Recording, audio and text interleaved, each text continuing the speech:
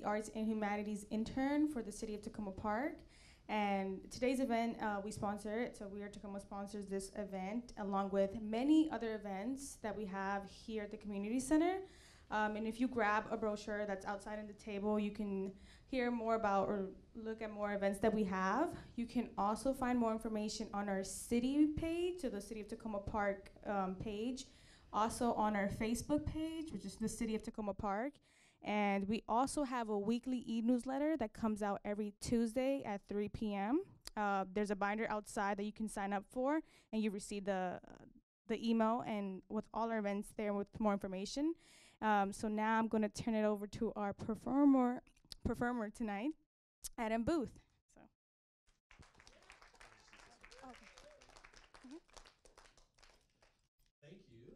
Thank you all for coming out tonight. My name is Adam Booth, and I'm a storyteller from Appalachia, and I'm going to be sharing with you some Appalachian storytelling tonight. If you saw the advertisement, the main piece that I'll tell tonight is called Ashton, and I'll tell you a little bit more about that when I get to that one, but I'm going to start with a more seasonal story since it is October. I thought I would share with you a somewhat haunting, spooky story. And since there are no little kids in the audience, I can share one that I can't tell little kids.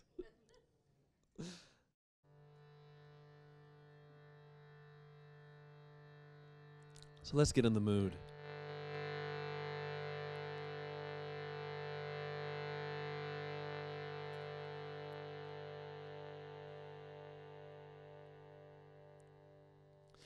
Jessie was too old for dolls.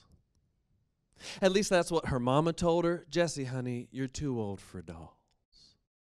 See, Jessie had gotten a doll for her birthday every single year. She had one that commemorated every year the anniversary of her birth, and they sat on a shelf that went around 3 sides of her bedroom, so at night they just looked down at her. And since she was used to getting a doll every year for her birthday, and since her birthday was coming up in just a couple weeks, she started asking her mama early, Mama, what kind of doll am I going to get this year? And the response was, Jessie, honey, you're too old for dolls. Ask for something else. But she wanted a doll because that's what she had always gotten. She had dolls since before she remembered even getting them. So the next day it was the same.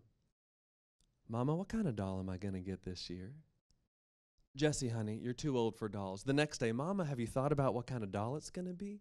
Jessie, why don't you tell me what the other girls your age are asking for their birthdays? I'll get you one of those things.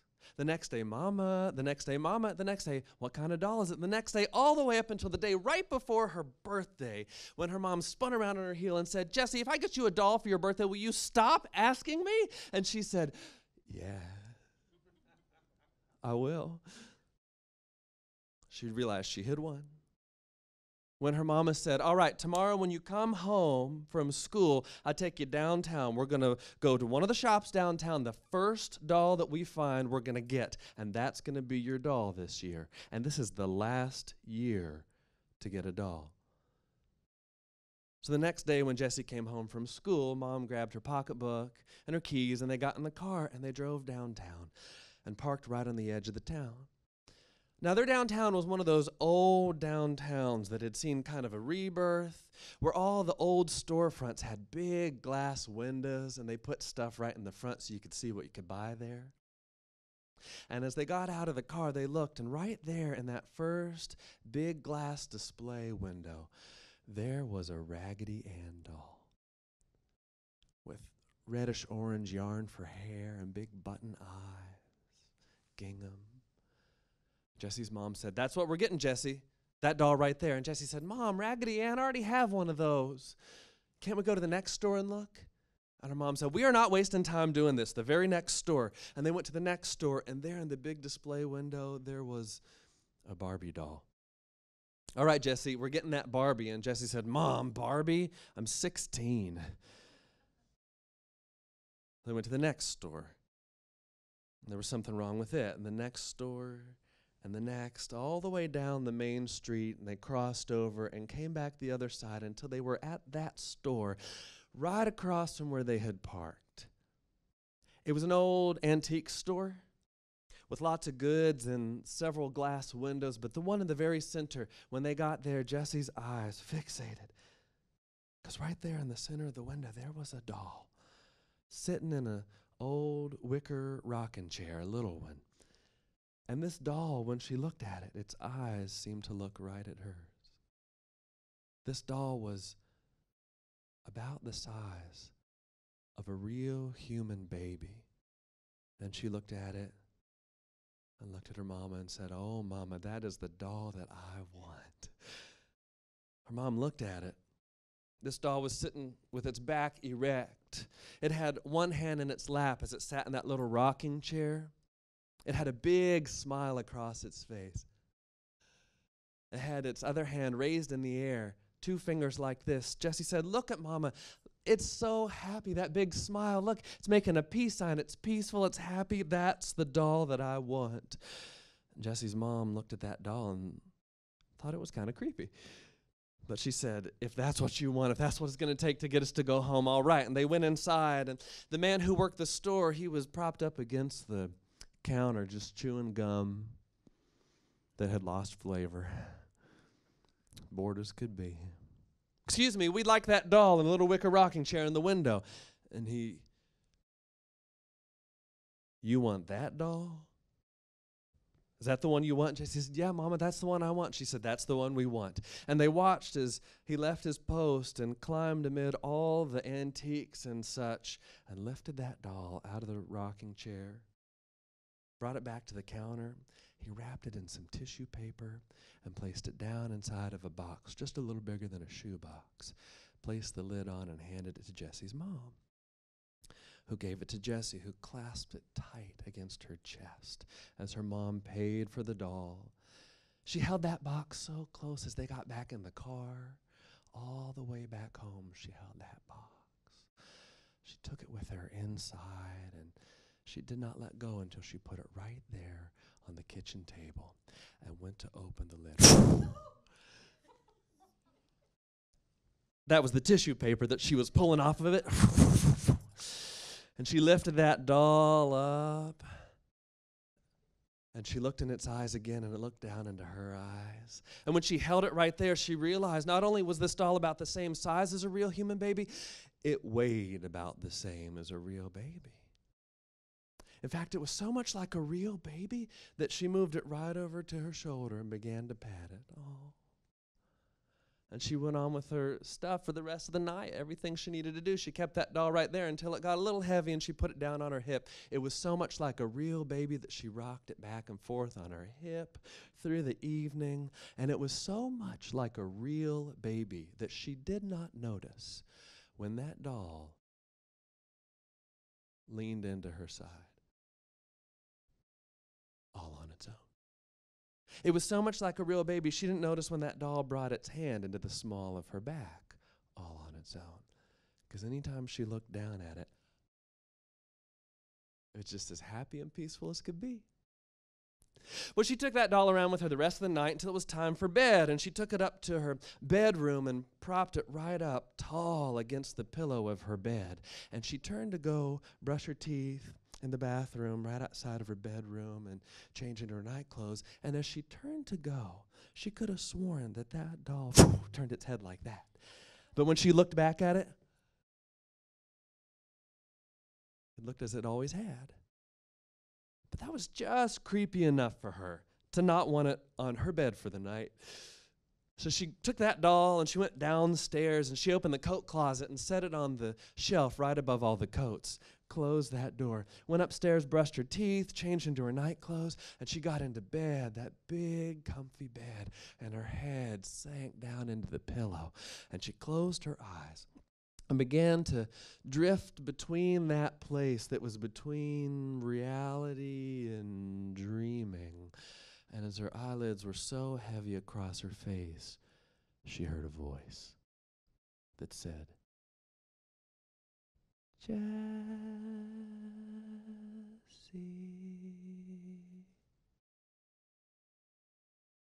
Jessie."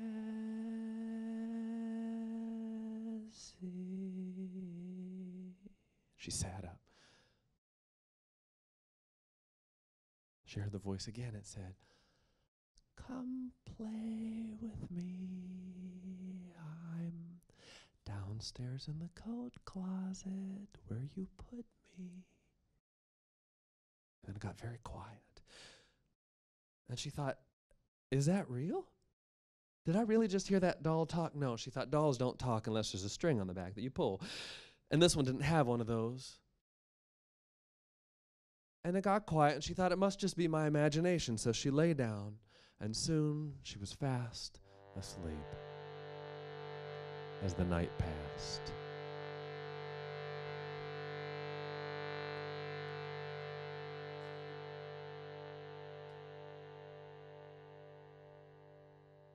It was the next day when she came home from school, and she remembered that voice from the night before, so when she got home from school, she stayed outside.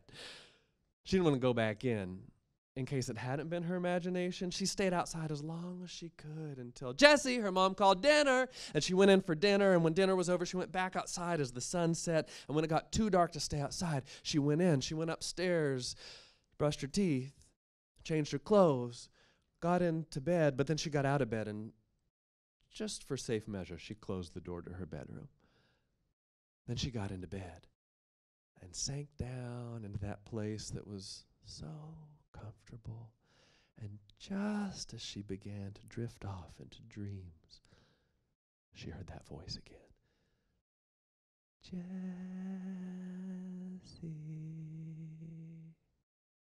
She heard it clearly this time. Jessie. And she opened her eyes, and it said, "Come play with me. I'm on the first step." And she sat up, thinking, maybe I am too old for dolls. But then it got quiet, and she laid her head back down on the pillow, and the voice came out again. "Jessie," it said, "I'm on the third step." And she knew it was coming upstairs for her. So out of the bed she leapt. She ran to the other side of her room where she kept a chair. She grabbed the chair and brought it over to the door, and she put it at an angle so that the top rung of the chair was right underneath the doorknob, and the legs of the chair were dug nice and deep into the carpet. She made sure that it was a nice blockade, and then she reached forward and locked the doorknob. And as soon as she locked it, click, click, click, click, click, click, click, click, it began to rattle back and forth like that. And from the other side of the door, she heard the doll say, "Jessie, I'm outside of your bedroom." And she was back into her bed. She pulled the cover up over her head. It was down in that pillow. It should have been more comfortable than it was. And she kept telling herself, no, no, no, this isn't real. This isn't real. No, no. And the more she thought it to herself, the more she began to drift deeper and deeper into sleep.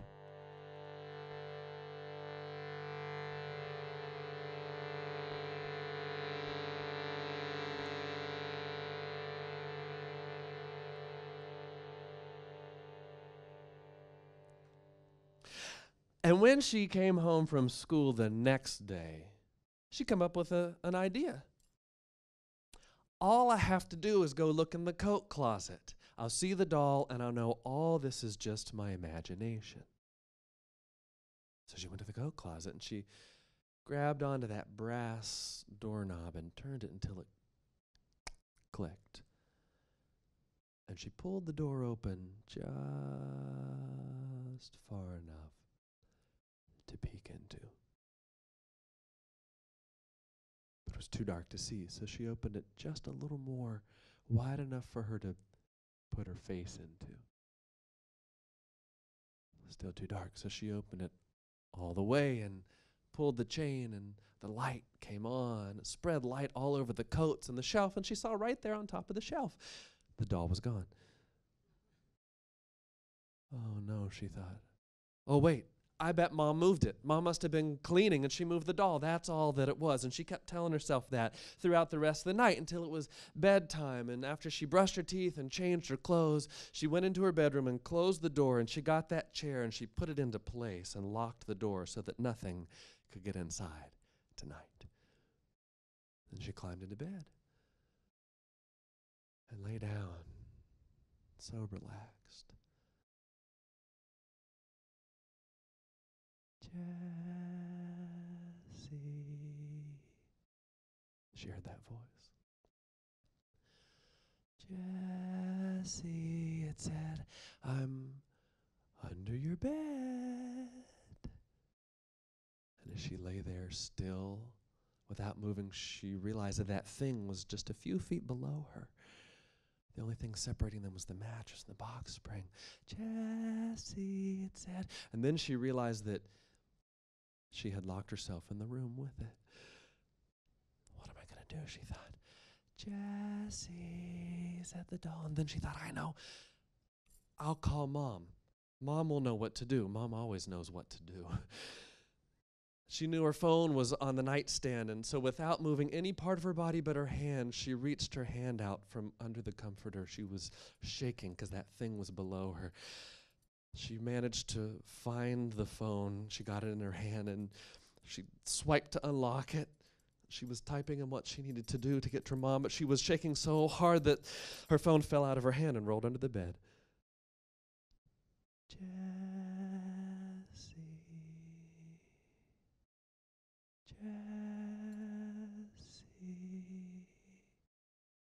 It's time to play. It was quiet. Jessie. Jessie, honey, breakfast is ready. It was the next morning. And Jessie's mama was standing at the base of the stairway looking up towards her daughter's bedroom door, which was still closed. It was unusual that she stayed in bed this late on a Saturday morning. Jessie, she called, but she didn't come, so she thought, I'll have to go get her myself. So she climbed up each of the stairs to the second floor, and when she got to the top, she turned the doorknob on her daughter's door until it clicked, and she pulled that door open. And inside her daughter's bedroom, she saw golden sunlight. Across the room, the blinds had been open and the curtains drawn back, and the morning sunlight was just pouring in, and it was bright all around her room. She looked around her daughter's room, and there was her daughter's bed, already made up for the day, also unusual for a Saturday. And she saw there against the pillows was resting that doll. It was sitting straight up. It had one hand in its lap. It had a big smile across its face. It had its other hand raised in the air with 3 fingers up. As it looked over at Jessie's mom, she looked right at that doll and thought, oh, you don't look so bad. What was I thinking a few days before when I thought you were so creepy? And she walked over and she picked up that doll. And it looked right into Jessie's mom's eyes. And she looked back into its eyes. And when she held that doll in her hand, she realized how much this doll weighed like a real baby. It was so much like a real baby that she moved it over to her shoulder. She began to pat it. She turned around and had forgotten why she'd even come upstairs that morning. She took the doll back downstairs. It was so much like a real baby. She moved it over to her hip, and she kept it on her hip for the rest of the day. And it was so much like a real baby that she didn't notice when that doll leaned into her side, or when it brought its hand into the small of her back. And at bedtime that night, she took that doll up to her bed and placed it on the pillow as she turned to go brush her teeth and get ready for bed. She didn't even notice when that doll turned like that.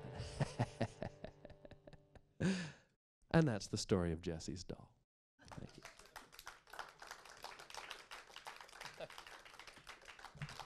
Thank you. I'm going to step over here so I'm away from that.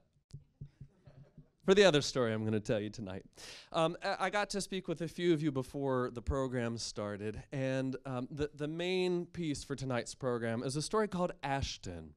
And I want to tell you a little bit about it before I tell it to you, because I find that it's easier to take in the full story if you know a little bit about it. I've been a professional storyteller for 13 years, and some time back I decided to work on a series of stories about Appalachia, my home place. And inspired by the playwright August Wilson, I decided to create a story for every decade of the 20th century about Appalachia, where each story takes two existing folk tales, uses those as the skeleton for the story, looks at a character in Appalachia who doesn't usually have a story told about him or her, tells the story about that person, and sets it around some sort of historical event in Appalachian history. So the story I'm going to tell you now is called Ashton, and it's the first piece in that long series that I started. It's the story from the 1920s. And after I tell the story, this is a pretty extended story. After I'm done, I'll tell you a couple things about it, and then we'll be off for the night to watch out for dolls and such.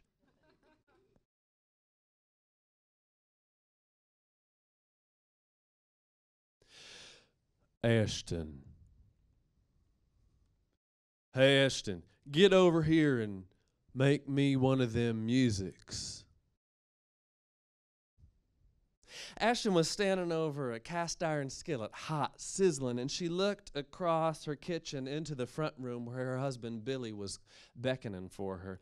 She looked at him and cocked her head to the side, and a hand went to her hip as she said back to him, "Now, Billy, I done told you 1,000 times, I don't make musics, I sing songs." All right, then.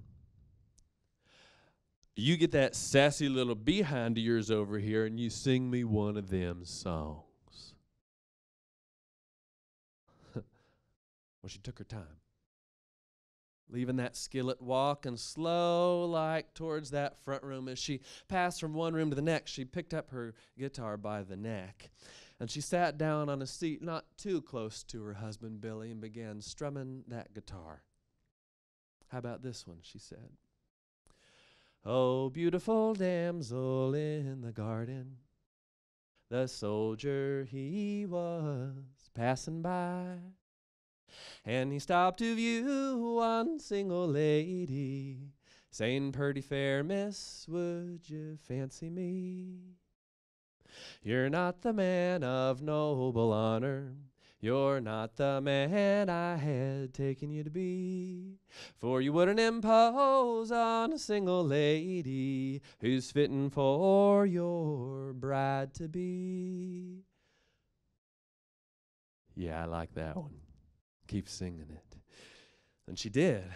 "I have a true love in the army, and he's been gone for 7 long years. And if he's gone for 3 years longer, no man on earth shall marry me." Ashton had been born right around the turn of the century, right around the Cumberland Gap, that place in Appalachia where Kentucky and Virginia and Tennessee are all pushing at each other to get out of the way.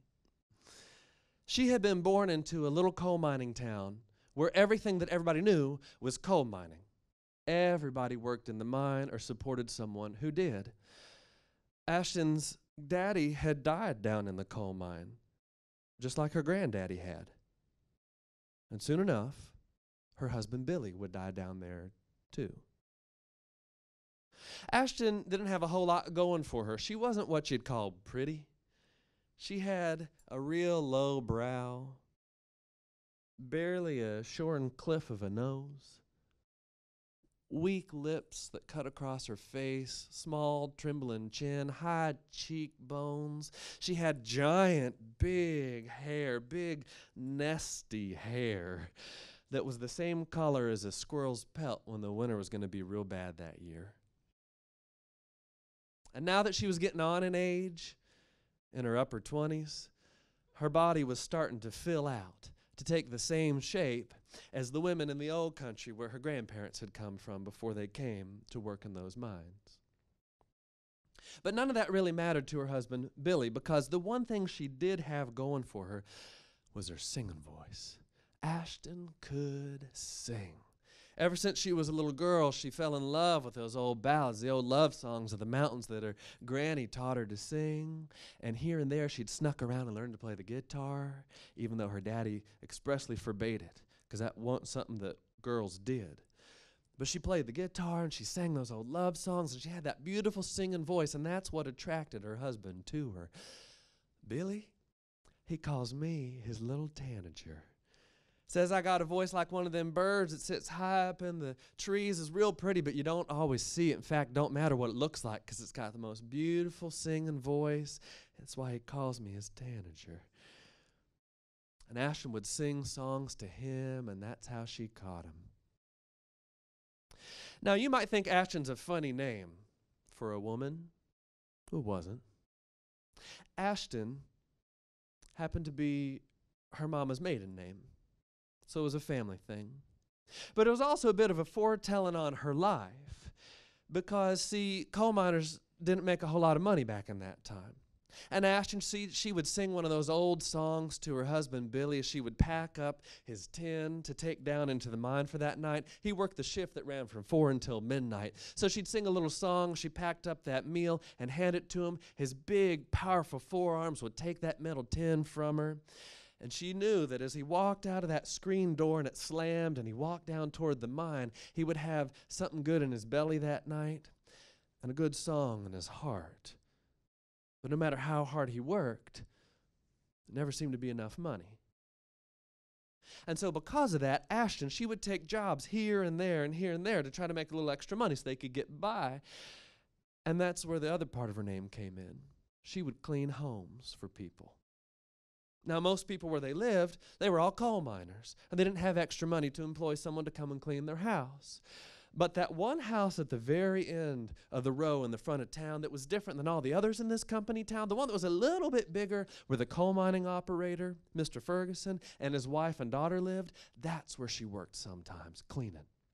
And that's where she was on this day, packing out the ashes, halfway up into the chimney, singing a song to herself to help the time pass. Perhaps your true love, he is wounded. Perhaps he's on some battlefield slain. Perhaps he's to some fair girl married. Perhaps you'll never see him again. When the Lady Ferguson walked into the room. Ashton, she said, come here. And Ashton backed out of the fireplace, covered in soot and ashes, and she stood up. There was the Lady Ferguson, the richest woman in town. Ashton, right here, she said, come here. So she walked across the room and stopped a few feet from her and looked down at her shoes as she spoke to her. Ashton, she said, I want you to teach our daughter one of those old love songs that you know. Ma'am. Teach her lots of verses, one with the most beautiful air that no one else knows. Ma'am. Make sure she learns all the words. Ma'am. Ashton, she said, don't you want to know why I want you to teach our daughter one of your songs? Ma'am. The answer's in the newspaper right there. See for yourself. And Ashton looked over, and right there on their great big wooden table, there was a newspaper folded into quarters, and she picked it up and looked back and said, what are you talking about? And she said, the answer's right there in the corner underneath the advertisement. See for yourself. And she looked back at that paper. And then she looked back at the Lady Ferguson and said, I can't find it. Maybe you could just read it to me. It's right here, Ashton. It says, a representative of the Victor Talking Machine Company will be in Bristol for 10 days, starting this week. They're making recordings. It says right here, recordings of hillbilly music, Ashton. Do you know what I'm talking about? People are recording music nowadays, she said. You don't have to go hear it live anymore. You can play it in your home on a talking machine. Ashton, she said, they will pay you money for your recordings. Ma'am, do you understand what I'm telling you, Ashton? They are paying money for people to sing. And she didn't answer her. All she said was, "If you excuse me, I got work to do." And she stepped back and got back into the brickwork there to continue cleaning out the fireplace. And even though she hadn't answered the Lady Ferguson, boy, an idea was set in her mind.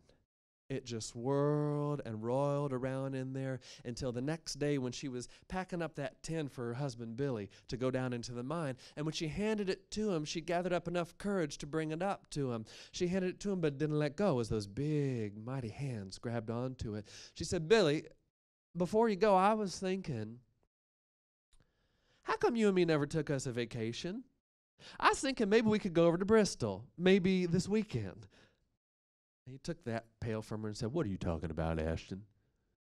She said, "Well, Billy, I was thinking that I'd like to see a city maybe. I ain't never seen one. I know you ain't never seen a city. Why don't we go to Bristol, take us a little vacation? Wouldn't that be nice?"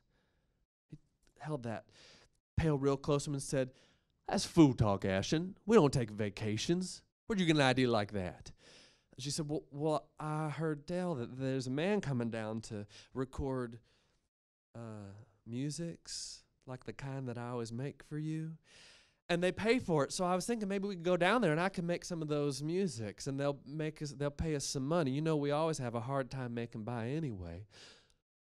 Well, Billy was growing mad. He took that pail and he threw it down on the seat there. He said, "What are you talking about, Ashton? We ain't going to do that. Don't you understand how life works? I am a coal miner, Ashton, and you are a coal miner's wife. My job is to go down into that mine every day, and I dig out that coal and bring it out, and then I come here and try to get cleaned up, try to get some rest, and go back down there and do it again the next day. Same thing the next day and the next day, and that is how our lives work. Don't you understand? Your job is to make that tin of food for me and sing me one of those little songs so that I can go down there and remember you while I'm down there working, trying to make us some money. Don't you understand? That's how a coal miner works and how his wife works. So get that stupid little idea out of your head, Ashton. Ain't nobody going to pay you nothing for your musics." "Baby, we ain't going nowhere. Now I got to go to work." So as he picked up that pail, he said, "Make me one of them musics." And he was out that screen door, and she was singing toward him. That barely little bit of a chin just trembling as the words came out. "Well, if he's wounded, I hope he's happy. Or if he's on some battlefield slain. Or if he's to some fair girl married. I love the girl that married him." Well, it was 3 days later. Ashton was packing up that tin of food for Billy to take down into the mine, and she handed it to him, and he took it with those mighty hands, and she watched as he went out that screen door, and it slammed in the jamb, and he was off, and as soon as he was gone, she closed the front door. And she turned and went back into their bedroom. See, even though Billy had told her no, she had decided yes. She was going to go. She was going to go and make a recording so she could make some money. She knew that was the only way to get them out of their predicament, make their lives a little bit better. She'd been thinking about it for 3 days, and since she was going to go to the city, she knew people dressed up in the city, so she stood there over the footlocker at the bottom of their bed. It had been her granny's. She'd inherited it, and she opened it up and dug through the things in there to get her dress, the only one that she owned, so that she could look nice when she went to the city. She pulled it out. She lifted it up. It was going to have to do. She stripped out of her clothes and kind of wriggled into this dress. It was old. And she pulled it down and around and flattened it down. It didn't quite fit like it once had. But it would do. She walked over and grabbed her guitar by the neck, but then set it back down because when she thought about how she was going to have to get to the city, maybe she wouldn't be able to take it. And she opened the front door and she looked through the screen and she looked out. She looked out not just to the dirt road, but she looked out to her future and to Billy's future. And this made it promising. "All right, Ashton," she said, "you got to do this."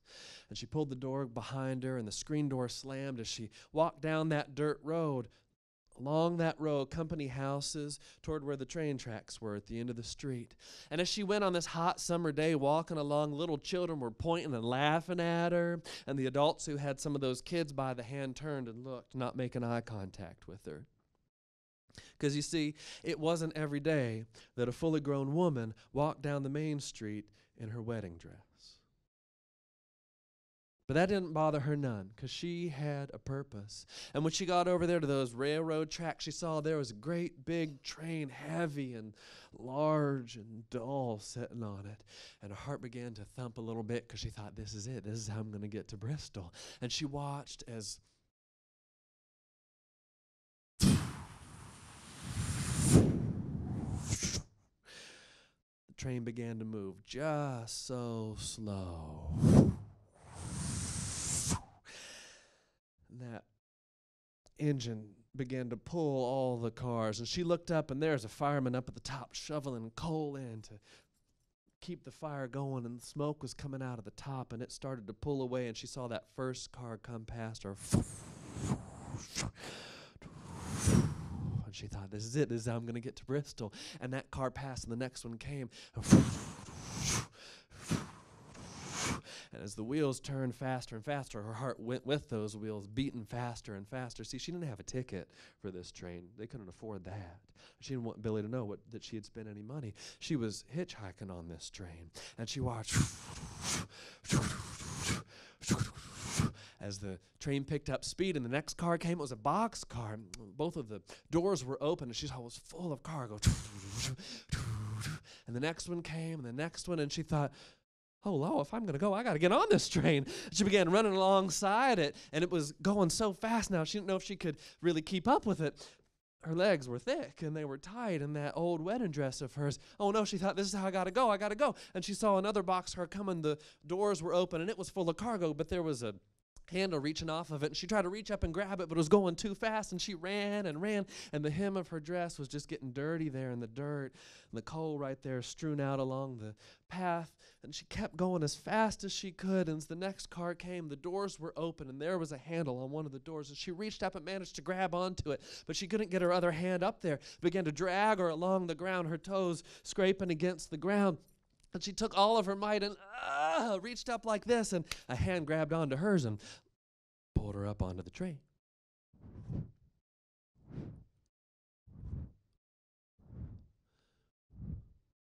And when her eyes grew accustomed to the darkness, she looked around. There were a few bales of straw, large, wide wooden boards, all dusty and dirty. Over in the corner, a couple of men, rough and ragged looking, shooting dice. And the hand that had lifted her up onto the train was still holding on to her hand. And that man had been talking to her the whole time. She followed his arm up. There was his leathered face, scraggly and sinewy arms, and she said, "Huh? What'd you say?" And he looked down at her and said, "I said, I sure feel bad for that fella." "What fella?" "The one that you just left at the altar." She pulled her hand back and said, "Oh, Law, I didn't leave nobody at the altar." The man said, "Well, you could have fooled me. Why are you dressed like that?" She said, "Oh, this? I'm going to the city." I had to look nice. "I'm going to the city to make a recording. They's making recordings there, and I sing songs, and so I'm going to go sing them a song. I'm real good. My husband Billy calls me his little tanager." This man looked her up and down and said, "Oh, is that so? Well, you're welcome here." He said, "My name is Parch. These fellas here, they're good people," he said. "I've been riding these rails just as long as I've been able to walk," he said. "So you're like family here, and we can help you get there. How about a little music to pass the time?" And she watched as he walked over toward those bales, and from behind one of them, he seemed to, out like magic, pull out a guitar. It was missing a few strings, but there were enough there to make it work. And she watched as he kind of propped himself up against those bales, and he began to thum a little song in triple time. Dum dum bum da ding ding ding ding da. And he began to sing a little song to her. I'm riding on the rails. I'm riding on the rails.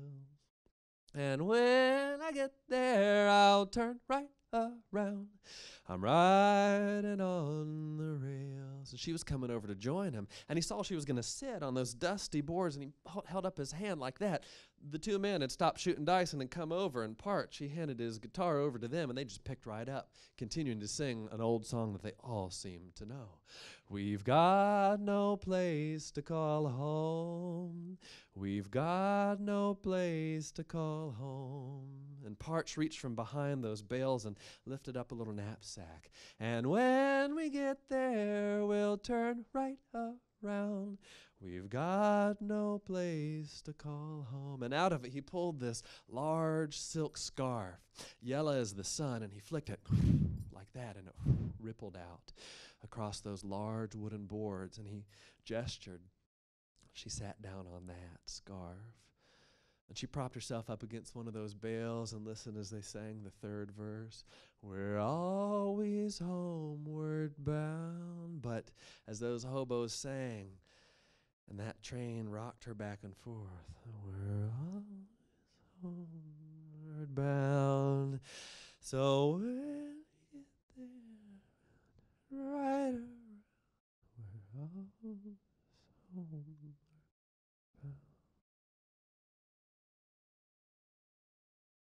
And the next thing she knew, she was being shook, real violent-like, and she opened her eyes. What, huh? And she looked, and there was Parch's face right in hers. And he looked down at her and said, didn't you say you was going to Bristol? And she said, yeah, I am. And he said, well, this is Bristol. She sat up out of her sleep and realized that the train had stopped. Oh, thank you, she said, thank you so much. And as she went to get off of the car, he said, now hold on. He took her by the arm.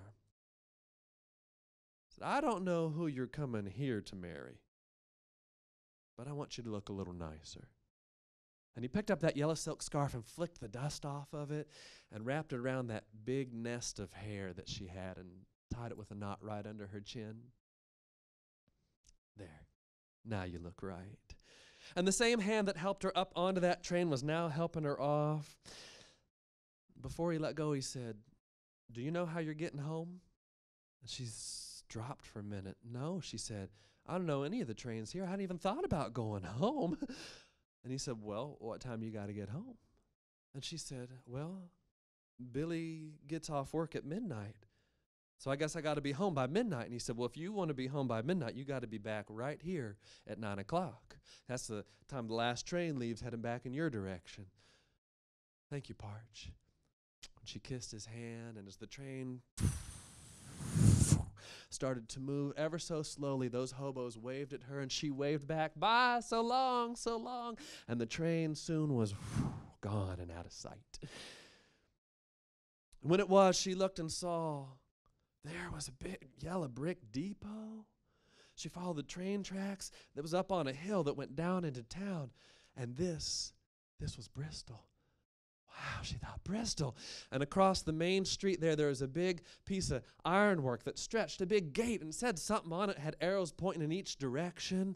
And she looked, and she took off running down that street. She was so excited to see a city. She'd never seen a city before. There were buildings on both sides of the street, taller than any she'd ever seen before. She counted the windows, 1, 2, 3 stories tall. And there were automobiles parked on that main street, and on the intersecting street she saw horses tied to posts, and she was running along a sidewalk, something she'd only ever heard about. And as she ran along that sidewalk looking at it all, she ran right into a businessman. Oh, I'm sorry, she said. She stepped back, and he brushed himself off and said, you need to watch where you're going. She said, I'm real sorry, she said. And he stepped around her, and he left. She said, excuse me, do you know where they're making the recordings here? And he turned back and said, of course I do. Everybody does. Right here in the old hat factory on the second floor. Oh, thank you, she said, thank you. And she opened the door, and there was a stairway up to the second floor, and she could hear music wafting down that stairway. I made it, she thought. And so she climbed those stairs so slowly. And as the music came down, oh, it just swirled all around her. My heart is sad and I'm in sorrow, yes, all for the one I love. When will I see him again? No, never till I meet him in heaven above. When she got to the top of those stairs, there was a little landing with a door and a big glass window, and she looked through and she could see a trio of musicians singing in the very center of the room.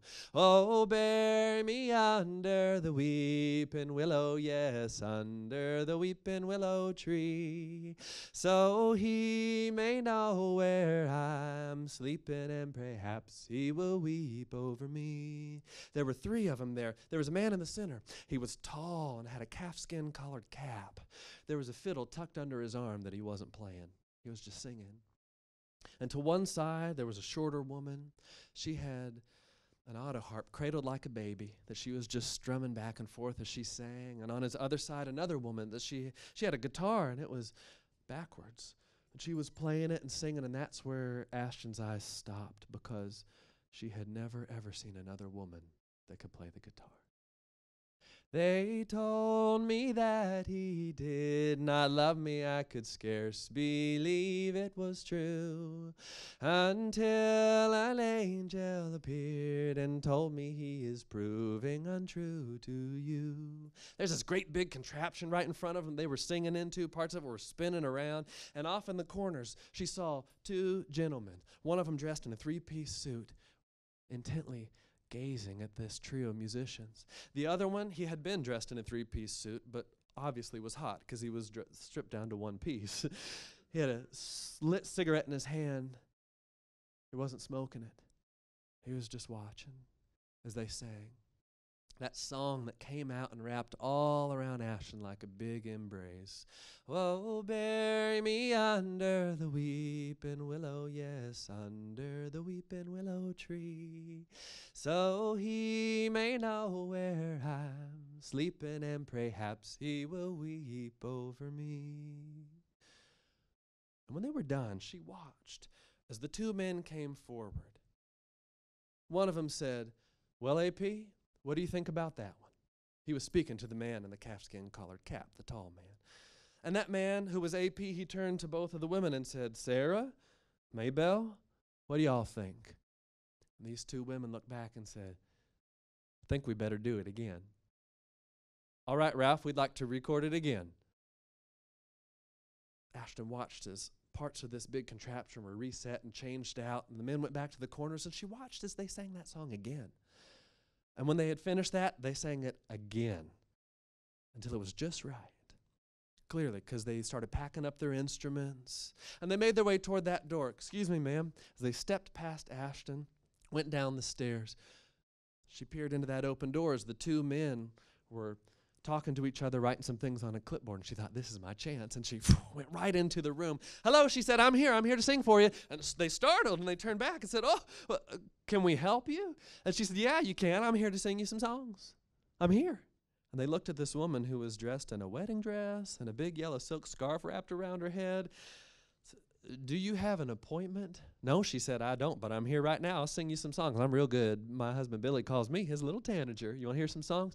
And they put their arms up and they said, "We're very sorry, ma'am, but we're working on a very tight schedule. You'll have to come back tomorrow." "Tomorrow?" She said, "I can't come back tomorrow. I'm here right now. I'll sing for you right now." They said, "We're very sorry, ma'am," as they began to push her back towards the door.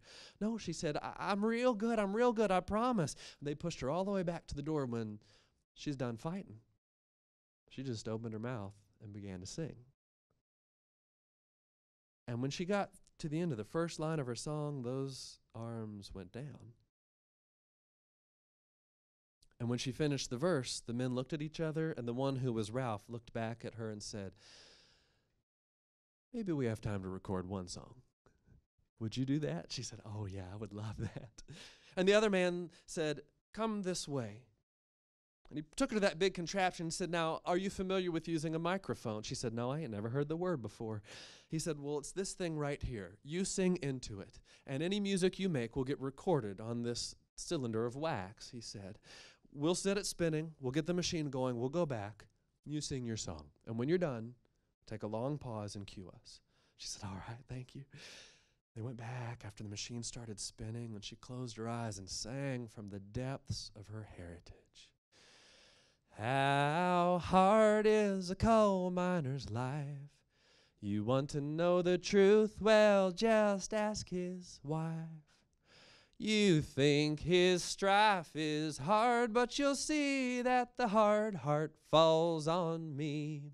Yes, because he loves me, and he struts me, and hugs me like I'm due. Oh, but then he won't kiss me. He's gonna miss me, because my time will be through. Yes, I said first he loves me, and he struts me, and hugs me like I'm due. Oh, but then he won't kiss me. He's gonna miss me, because my time will be through. And when she had finished, the men came to her. Ralph said, "Did you write that song?"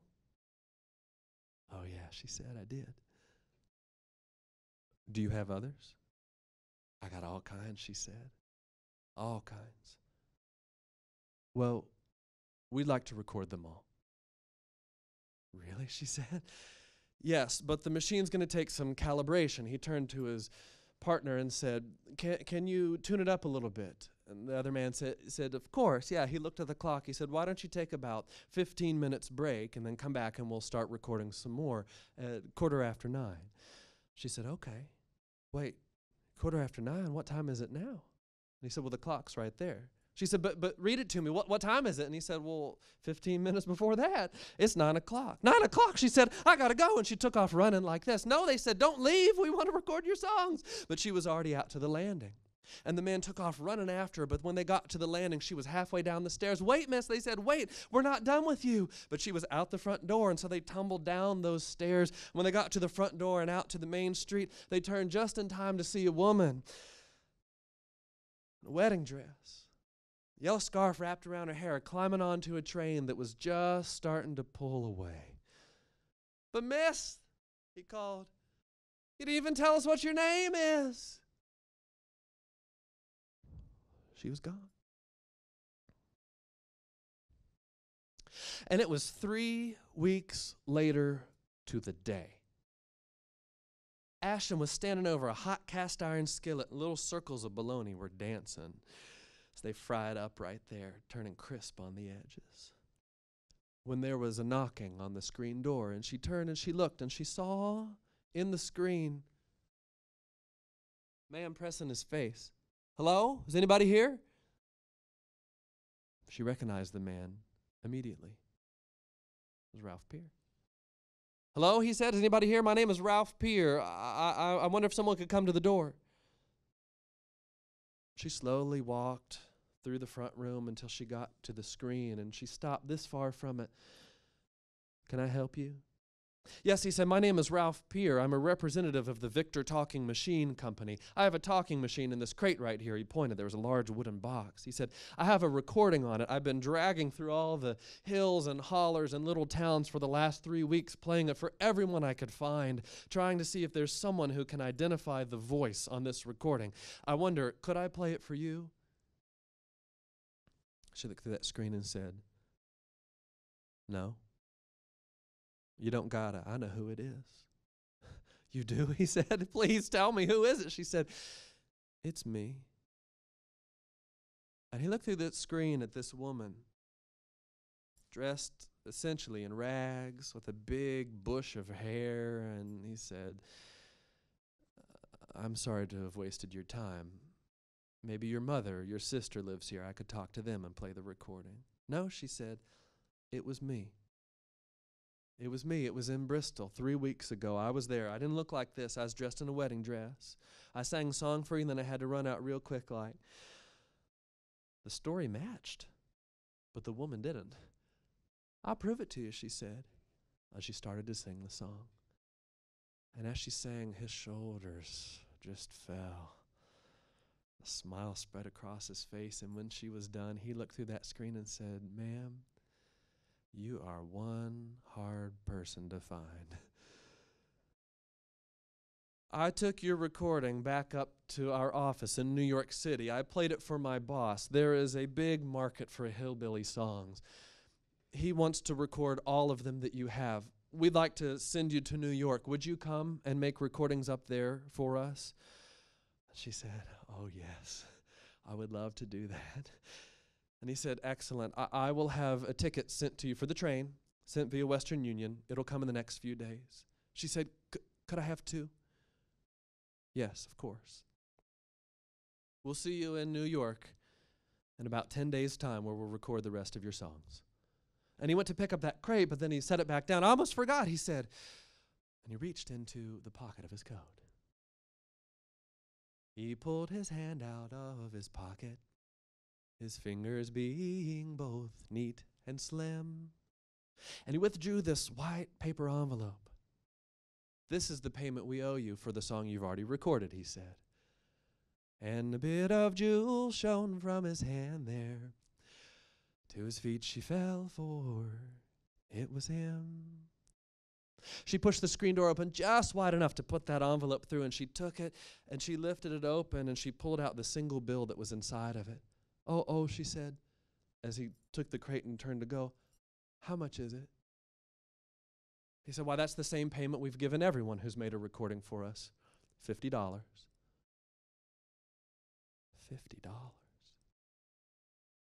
$50? $50? $50? $50? She didn't know if she was saying it out loud or in her head. $50? $50? $50. She had never seen $50 before. And Ralph Pierre was long gone. They had never had $50 before. $50? It was real. It wasn't script. $50? She said $50. $50. $50, she thought. I'd done it. I got to tell Billy. And she set that $50 in the envelope right there on the chair so we would see it first thing when he came in. And she turned to run out that door to go tell Billy in the coal mine, but then she stopped because she smelled smoke. And she went back and she took that cast iron skillet and took it off because the bologna was just burning. And she said, I'll deal with that later. And out the screen door she went, and it slammed, and she took off running down the dirt road toward the mine where her husband worked. And at the exact same time that she took off running down that road, there at the mouth of the mine, a worker and a foreman ran up and out to where the superintendent was looking over a clipboard, and they came just a hollering. Sir, they said, you got to get down there right now. The second cave-in just happened. You know where that kettle bottom fell in earlier today? Another one's gone down. The whole ceiling crashed down. We know there's men under there. We got to get down there right now. And with urgency, these 3 men climbed into 3 carts of a mine train, and it slowly began to disappear into the shadow of that tunnel. Just as Ashton showed up to an unattended entrance of a mine. And in that moment, she did something that she had grown up knowing she should never, ever, ever do. But she did it anyway.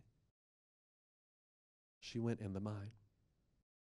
And right as she got in there, the very last cart of the train was starting to disappear, and she thought, this is how I'll get down there. And she jumped into that train cart. This wasn't the first time she'd hitchhiked a train in her life.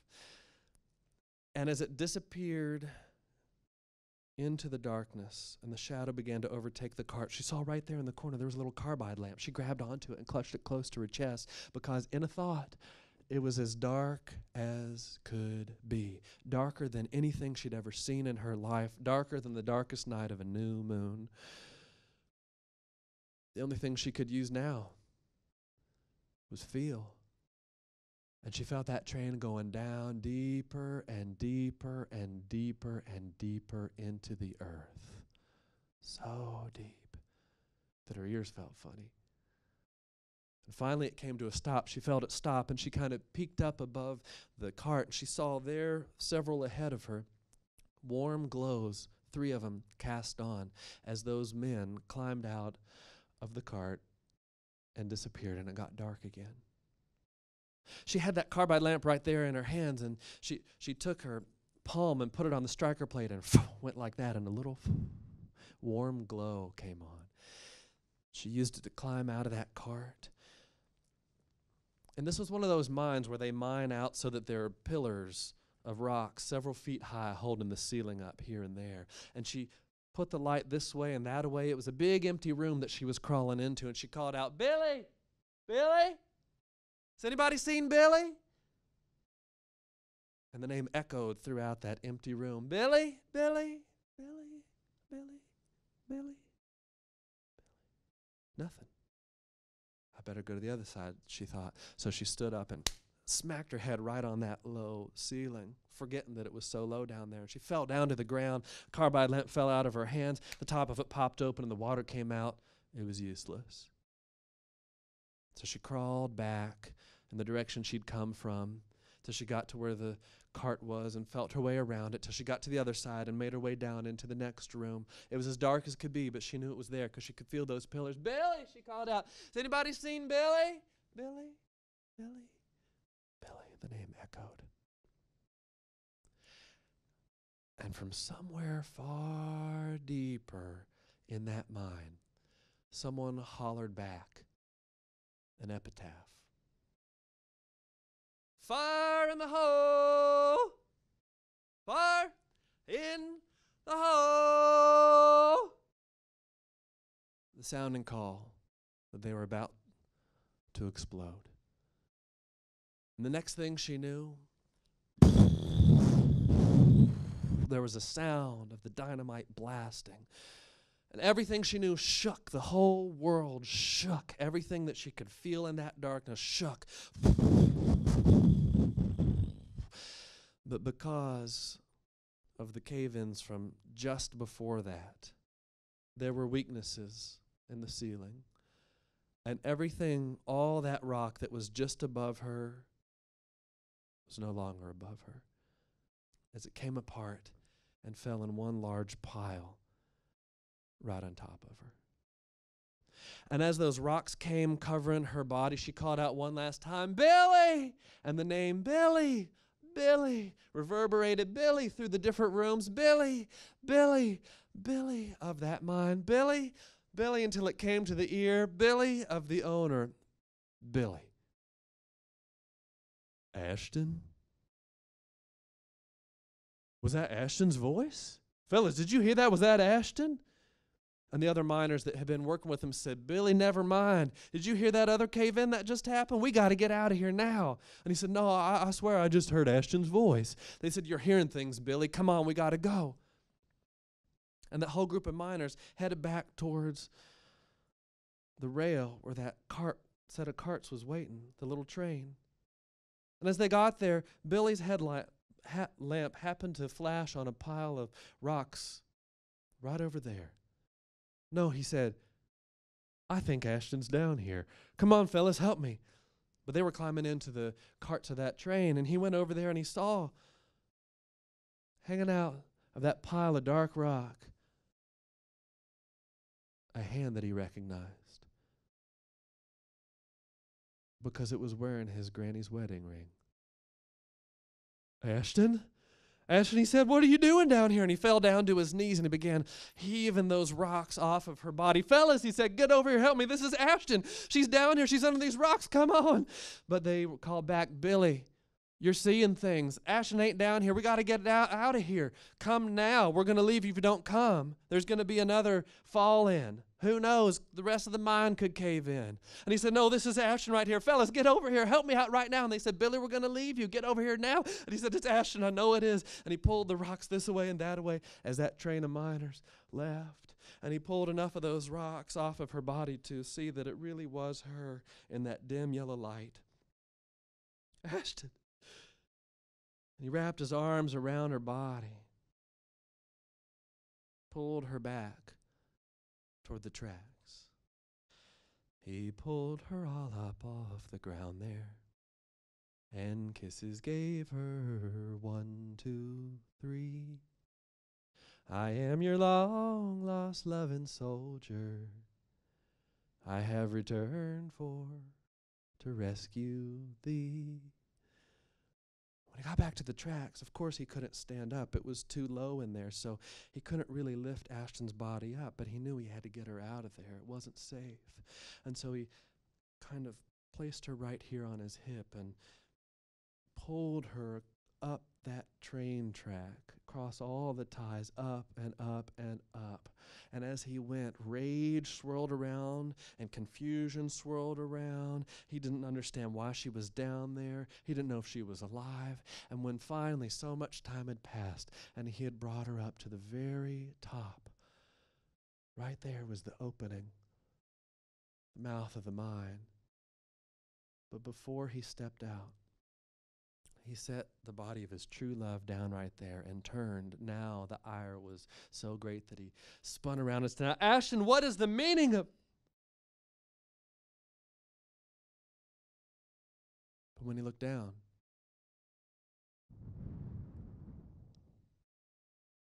her body was gone. She wasn't there. And he dropped down to his knees because he knew exactly what had happened. Every coal miner in that situation would have known what had happened right there. And he could have counted backwards from 3, 2, 1, as the ground shook. And another cave-in happened down where he had been, down where she had been. He hadn't been dragging her body up that mine shaft. It was her spirit that had stayed with him, knowing that he was in the way of harm, that had caused him to come out. She had led him out of the way of danger, and now she was gone. And he dropped down to his knees as the setting sun cast an orange purpley glow on his face. The tears welled up in his eyes and began to stream down his face. "Ashton, Ashton, Ashton." He grabbed his head. "Ashton." He cried like a little boy. "Ashton," all alone. "Ashton," he said, "Ashton," because he was alone. Ashton. And to her very end, everything she had done was for him. And hundreds of miles away, in a little office in New York City, an orphan voice sang out, "How hard is a coal miner's life? You want to know the truth? Well, just ask his wife. You think his strife is hard, but you'll see that the hard heart falls on me. Yes, because he loves me, and he struts me, and hugs me like I'm due. Oh, but then he won't kiss me. He's gonna miss me, because my time will be through. Yes, I said first he loves me, and he struts me, and hugs me like I'm due. Oh, but then he won't kiss me. He's gonna miss me, because my time will be through."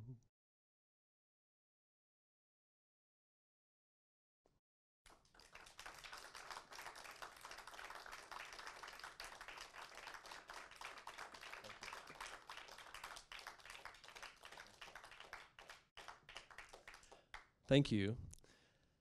I want to tell you just a couple things about this story. I know you've been sitting for a long time, so I'll make it brief.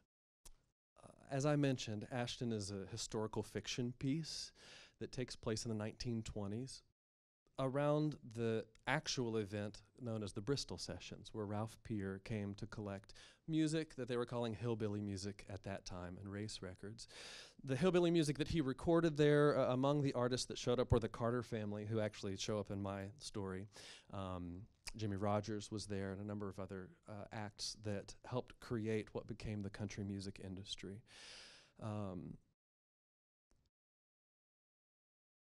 The songs that are in this piece, there is one old ballad that runs all the way through. That is not an original ballad. You'll find many variants of that around the world. I learned it from Michael and Carrie Klein. to story collectors and deep listeners who live in West Virginia. The story that Ashton hears when she gets to the recording session is actually a Carter family song that they recorded at that event. The other songs that you hear in the story, the hobo song and then Ashton's coal miner's wife song, are songs that I wrote for the story. So like I said, this is the first of 10 stories that look at different characters in Appalachia throughout Appalachian history. Maybe you figured out what the two traditional stories are in it. Other than that, if you have questions, please see me back in the back. I'd love to talk to you about stories or storytelling or anything else that I do. And if you want to be in contact after tonight, I have some cards back there that you can pick up. So thank you all so much for coming.